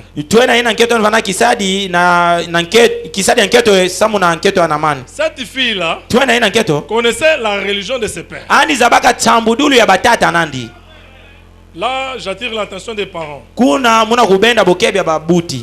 enfants, j'étais très content ce matin. Je suis venu aujourd'hui avant. J'attendais comment Papa Ndungu nous enseignait les enfants. Il leur a dit: nous voulons que vous soyez de bons enfants. Nous venons à l'église pour devenir des meilleurs. Si vous venez ici, vous devez être comme ça, comme ça. Nos enfants bana beto doivent connaître notre religion. Ce que nous connaissons là. Nos enfants bana beto doivent connaître que nous avons un prophète. Nos enfants bana beto doivent connaître que Dieu n'aime pas ça. Dieu n'aime pas ça. Comme nous croyons. Nous devons inculquer ça à nos enfants. Ce n'est pas que tu vois un enfant qui fait le jeu avec la bouteille là. Yake leve ngeme mona mwana ngeke na kusala ba bataka na bouteille ya primis kusalaka yana ino apply ngeke mama ngena kuseka he mwana yai uti kuna ngeme katuka kuna amekatuka kuna na mwa papier mo sineti mutu kana kuna cigarette mwana oya kozala mobulu mwana yake vana mwana mose mobulu ngolo akozala mobulu ani ke vandi la peuple na mutinge metubila nos enfants bana beto doivent connaître notre religion. Cette fille-là connaissait la religion de ses parents. Na ya ona ndi bakaka njunju. De dire à sa maîtresse. Ya kutubila fumu nani yanketo. Sika na fumu abakala mekwenda. Kuna na icha beto na Israël. Oh, lubudi moske na Samarie. Toi tu as déjà témoigné. Est-ce que ngeke mepesaka déjà kimbangi? Ngeke monaka mambo ke salamaka awa. As-tu déjà témoigné? Est-ce que ngeke mepesaka déjà kimbangi? Tu vas témoigner comment parce que ta vie kuluta mingi ke pesa kimbangi amutisa muluzi ngwanje ya ke diba ngena ngena kubuita diba ku na mutu nange foti pesa ya kimbangi oyaka na ngezi na biso kuiza na dibundo beto pasteur na biso soka sambele mfunge beto amesambili nange ataliona ametala ngetete mama bitonga tonga mama yai mama buezere yai église ngoni nini dibundo nini na mugeko na landa kana mukuma neti yandi nos enfants bana beto doivent connaître notre ba foti zaba chambudula beto verset 5. Verset 5. Et le roi de Syrie va. Et le roi de Syrie dit: va toi à Samarie. J'enverrai une lettre au roi d'Israël.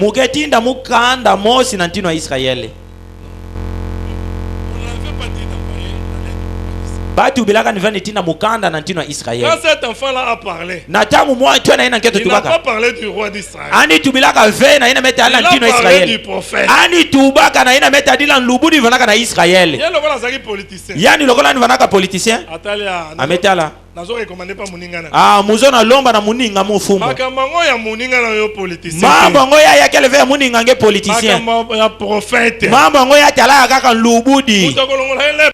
Mutu foti katula ni bwazi. Yavana kaka lubudi. Eza naniti. Yavana ka ve mfumo ya iti. Lui il a adressé une lettre à son collègue. Yana ni sonikira kamuninga nani mukanda. Verset 6. Verset 6. Il porta au roi d'Israël la lettre. Bana tina kantino Israël mukanda pe andi tubaka. Maintenant que cette lettre va te parvenir. Natango ya itangu mukanda kumunage. J'envoie Naman mon serviteur. Gegeza bakemetinda Naman bikisada mu. Afin que tu les guérisses. Samunge belu sandi na kimbevo ya bwazi. Non. Ve.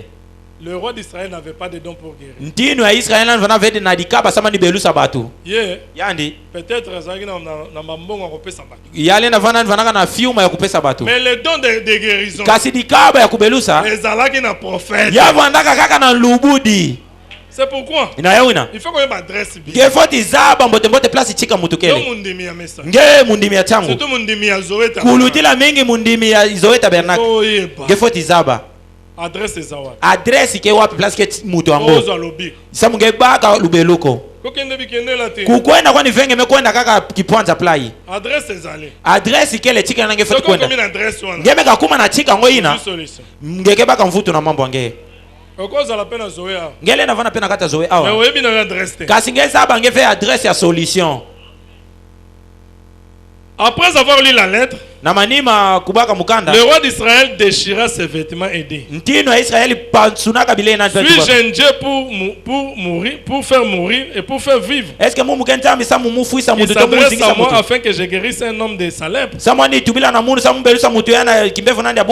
Il avait droit de déchirer ses habits.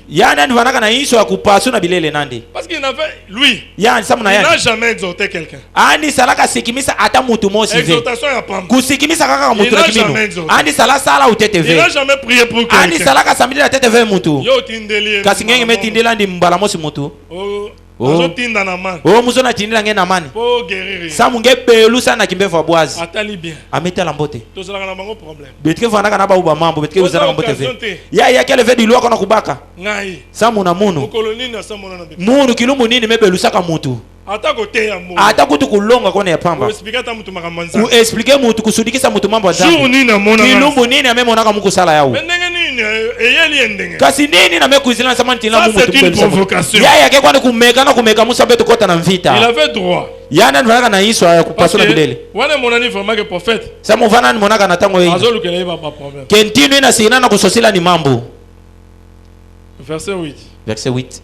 Et lorsque Élisée, homme de Dieu, a appris que le roi d'Israël avait déchiré ses vêtements, il envoya dire au roi, pourquoi as-tu déchiré tes vêtements? Laisse-le venir à moi. Il saura qu'il y a un prophète en Israël. Roi. Ntino ya yatala ngeve mambo yayi ngeyo tindila munu yandi il va savoir andike zaba qu'il y a un prophète ke yakena ntinu mosi nakata yakena lubudi nakata Israël quand un prophète apparaît tangu lubudi mosi memonana Dieu nous a visité nzambi mekuza tala beto quand vous voyez un prophète tangu ngenge memona lubudi Dieu est là. Zaba ke nzambi ke vana. Il savait. Andi zabaka. Que ce que mutu anaye. Kesika na mutu ngome kuza place nikele. Il sera guéri. Andi ke beluka. C'est pourquoi ça a une ferme conviction. Na yona vana na kimino ngolo.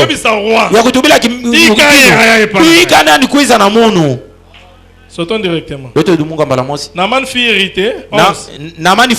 Il s'en alla en disant, voici, je me disais, il sortira vers moi. Il se présentera lui-même. Il invoquera le nom de l'Éternel son Dieu. Il agitera sa main sur la place. Il guérira mes lèvres. Vous savez, Naman était quelqu'un de nation. Ani vanaka mutu ya mabuta. Naman azaki besoin te ya komona basin. Naman vanaka vena chato komona bidimbo.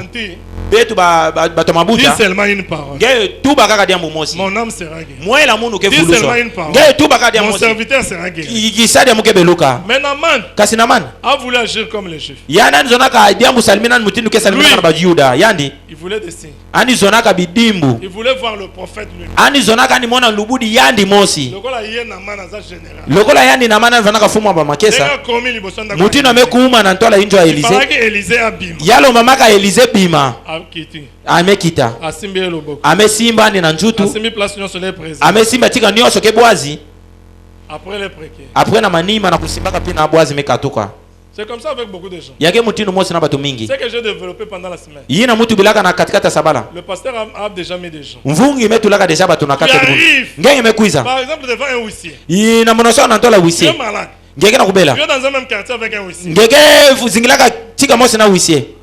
Toi tu veux toujours. Ngenge zona kaka. Le pasteur. Mvungi kaka sambidila ngeyo. Je veux voir le patron. Ah monu mufoti mona mfumu yandi mosi. Je veux voir le patron. Mufoti mona kaka fumu yandi mosi. Naman. Ah, c'est compliqué. Yani mosi kumikotsaka na chobakani. Parce que Élisée. Samu Élisée. Savait que mutu na tindeli. Andi zabaka ke mutu na metindi nani?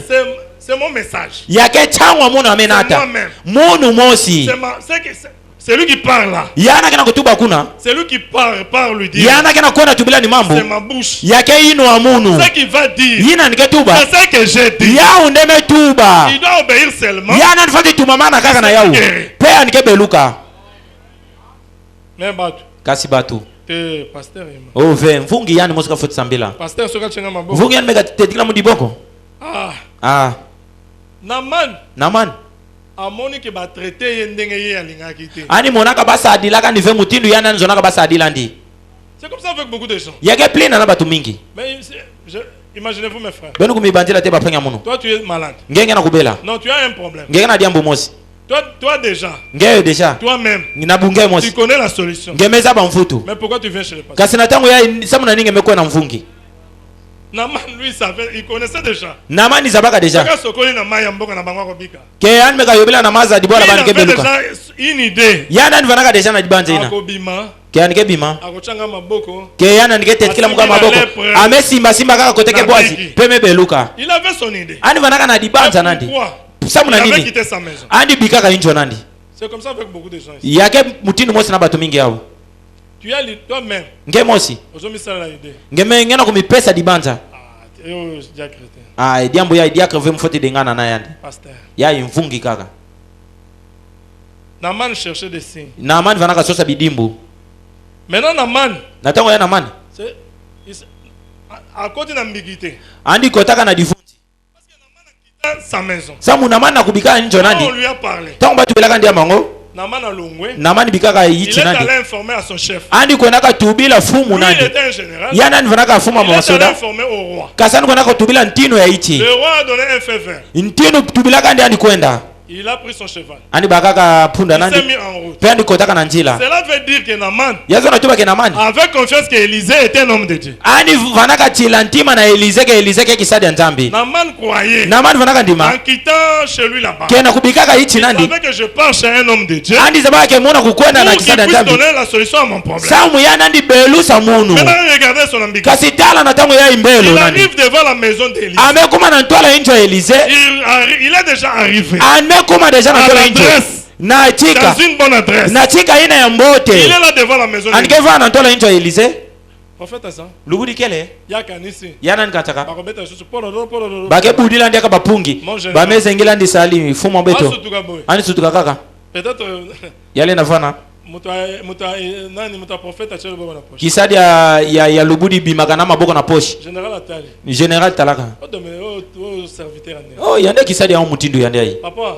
Tata. Alobi boy. Ametu ba playa. Ye aza occupé. Yandi andikena kipe mambo nkaka.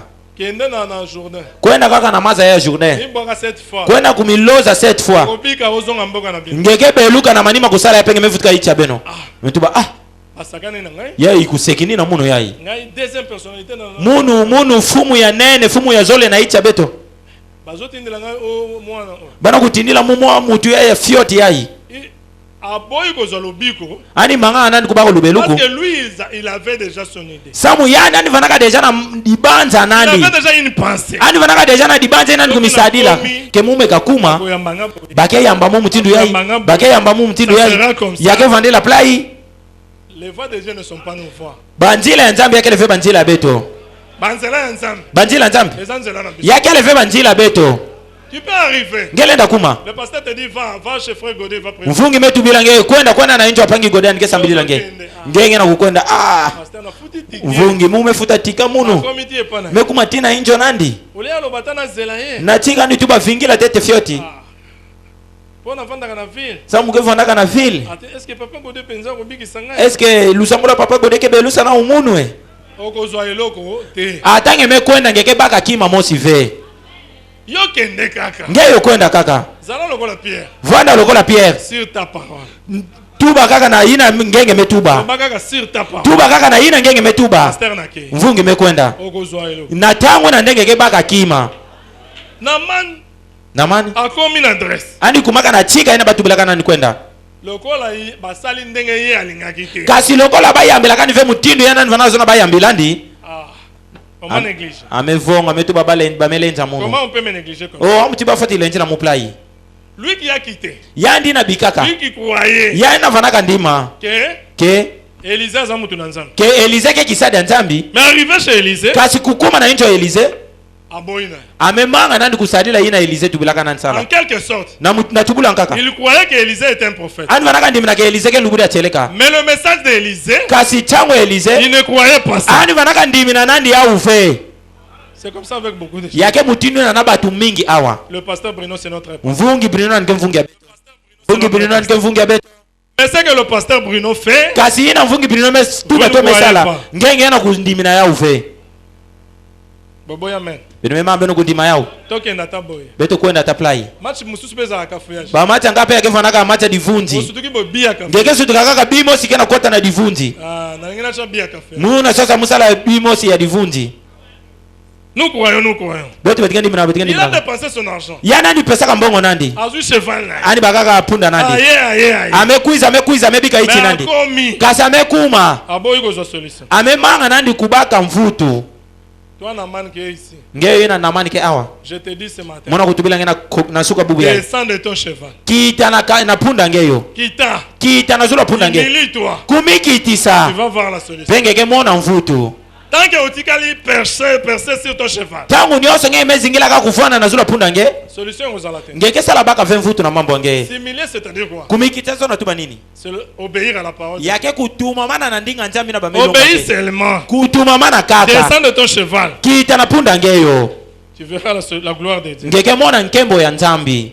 Namana fâché. Namani fumaka. Chez nous là-bas. Na icha betu kuna. Il y a des eaux propres. Yake na maza mosha kuvelela. Est-ce que ma fleuve va bien? Est-ce que maza ina kitoko mingi ina? Mayo ya poto. Maza ya doti ai. Mayo marga mayo. Maza ya imbi ai. Mayo général. Munu fumu. Nakota na mayo. Mukota na maza kina mimvidi. Ya yake udia mosha imbi. Peut-être azoga ta téléphone a bengi susu wana. Bata unga ya vanaka ani bagade ya telefone amebenga ntinu na. Mais on va négliger ici. Awa munu ba melenza munu. Na yawa. Mekota mekuza awa. Vraiment négligé. Ba kena kulenza muna bomvimba. Lisons les prophètes. Lisons quelque chose avec les prophètes. Pourquoi je suis contre la religion organisée?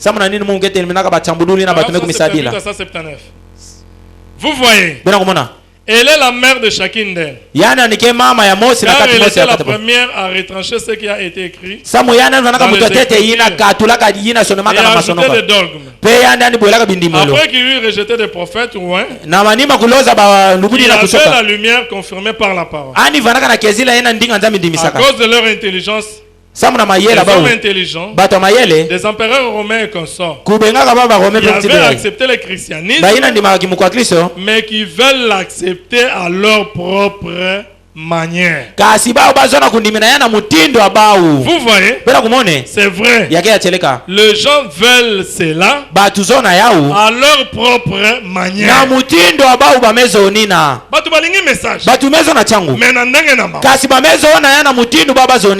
Les jeunes filles viennent ici. Le message dit, tu dois confesser. Avant d'entrer dans le mariage, tu dois être sincère envers l'homme. Tu dois confesser. Amekalkile. Mariage, on a raté. Amevuna. Mais tu vas gagner le mariage. Tu vas perdre la vie éternelle. Qu'est-ce qui est important dans les gens viennent ici. On prêche, on condamne. Ils veulent que ça soit de leur propre manière. Parce que Branham parle de l'église catholique. Là vous êtes des catholiques. Les catholiques dans le message. Parce que ce sont des catholiques qui croient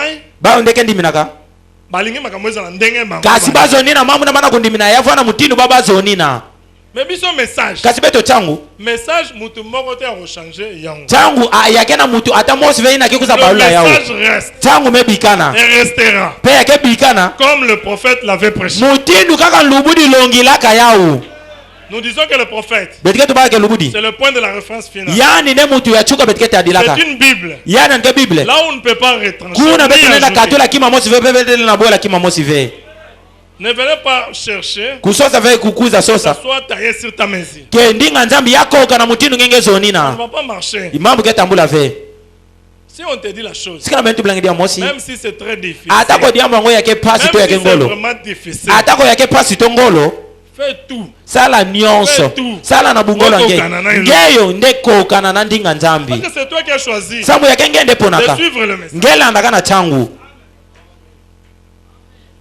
Le message est vrai. Le message est vrai. Et le message sont vrais. Tu ne peux pas croire le messager et rejeter le message. C'est ce que Naman a fait. Naman, il croyait que non, Élisée, c'est un serviteur. Maintenant, le message d'Élisée, il a refusé ça.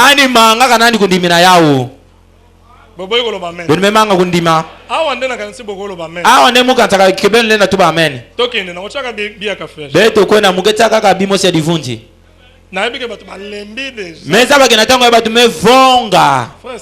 Pangi Serge yai. Yandi. Samu batu ketu baka badia ke ba usika na bamelonga bake vongi saka batu. Pangi mosi angeto tibela munu. malongi ya beno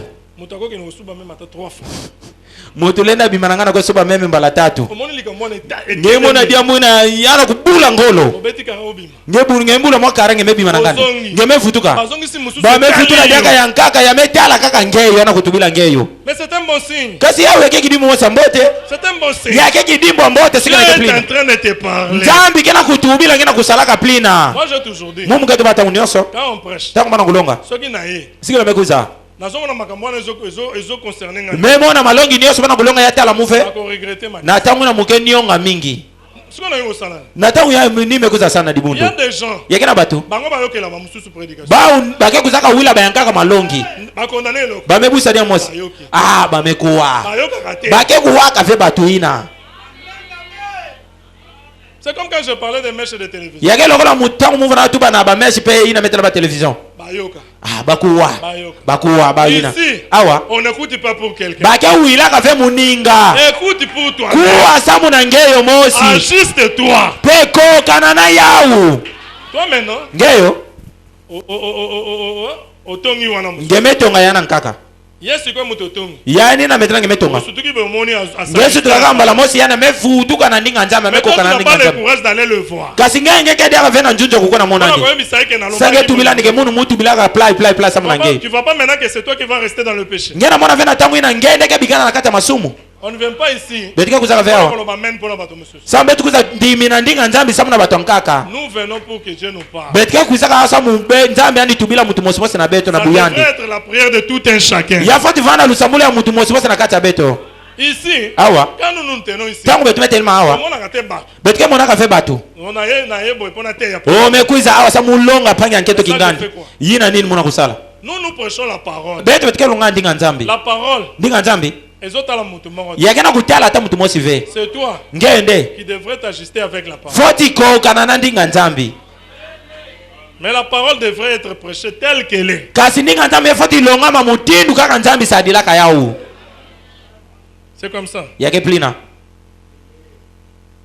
179. Paragraphe 179. Naaman voulait se débarrasser de sa lèpre. Dans les eaux de son propre pays. Il n'aimait pas les eaux boueuses du Jourdain. Mais si jamais il devait se débarrasser de sa lèpre,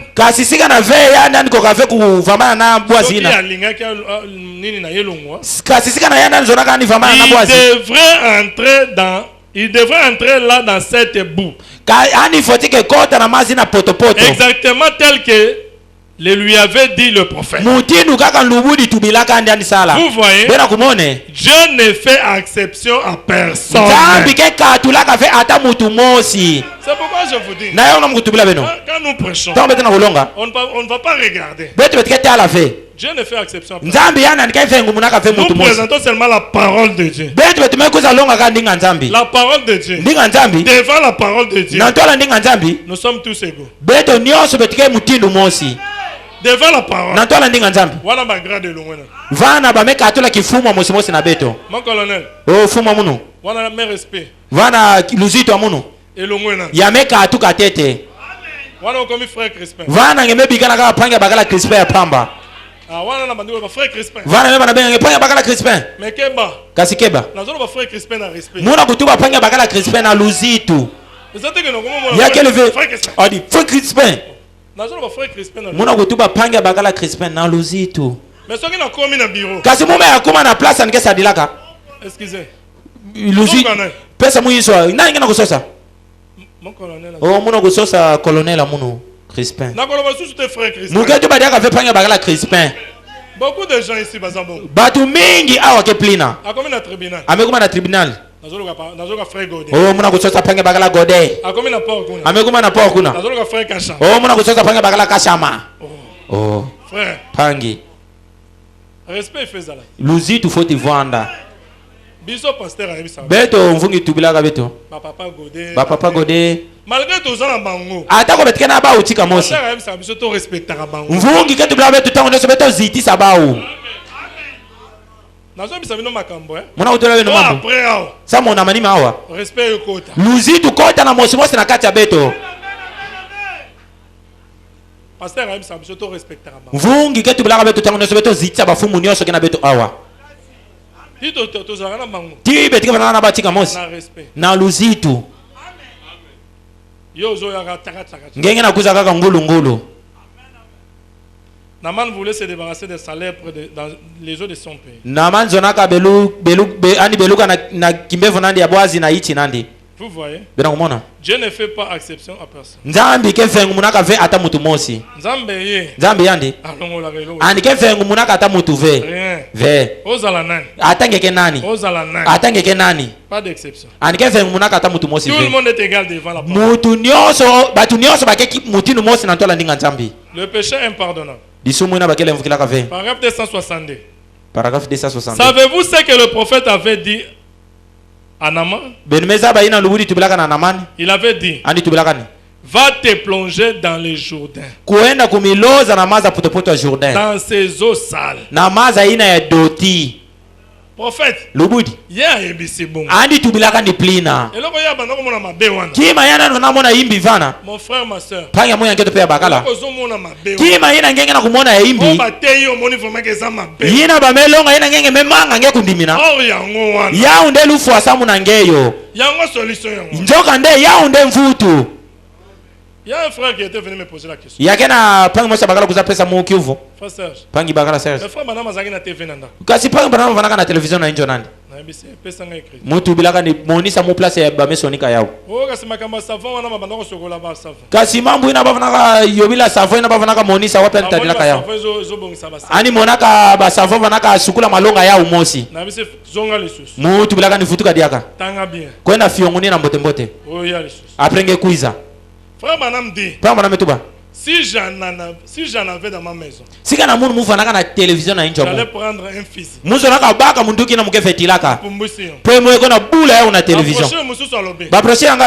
n'en ai pas dans ma maison. Et je n'en aurais même pas. Pasteur alobi amen. Amen ya mvungi. Kuiza katula yao. Kuiza katula amen ya pasteur. Frère Manam n'avait pas de télévision dans sa maison. Pangi Manam vanaka vena télévision na injo nandi. Il regardait de télévision là où il partait. Ani vanaka talaka ba télévision kuna vanaka kwendaka. Yo balojo na motel. Nge bamelu na hotel mosi. Alo ngenge katula télévision na hotel ngana. C'est que le frère parlait là. Yina pangi bakala vana tubila yina. Publicité à la radio. Ya vanaka publicité ba vana tubila na radio. Ya vana diakre le metu ba vana kana injo ya panya nketo mosandi tadilaka u. C'est ce qu'il faisait. Mais dans sa maison propre. Vous avez des images? Vous avez déjà vu une télévision dans la maison? Est-ce que déjà ce n'est même pas un débat. La parole, on doit la prêcher telle qu'elle est. Parce que nous répondrons. Nous répondrons. L'argument, tu peux avec la parole. Tu vas commencer à bagarrer avec la parole. Naman, descends de ton cheval. Humilie-toi. Tu auras la solution. Aussi longtemps que tu as cheval. Voilà le problème dans Naman.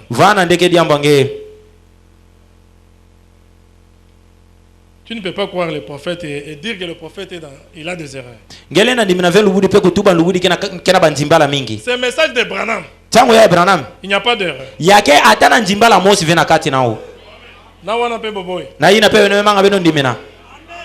Branham a salaka erreur. Oh, Branham salaka nzimbala. Il fallait attendre le téléphone. Il fallait que tu attaques na metala ba téléphone. Dans ce message tout a été déjà dit. Ya metu bomaka na ntwala kutu ya Rwanda. Ya metu bomaka na ntwala kutu mambo ngaka salama. Si tu as le Saint-Esprit. Sikana ngina peve santo. On nanga totala kawana. Mutibe tiketa la kapina ba téléphone. Yo, téléphone yo bandoko ta. Ngenge ba téléphone ngenge ba na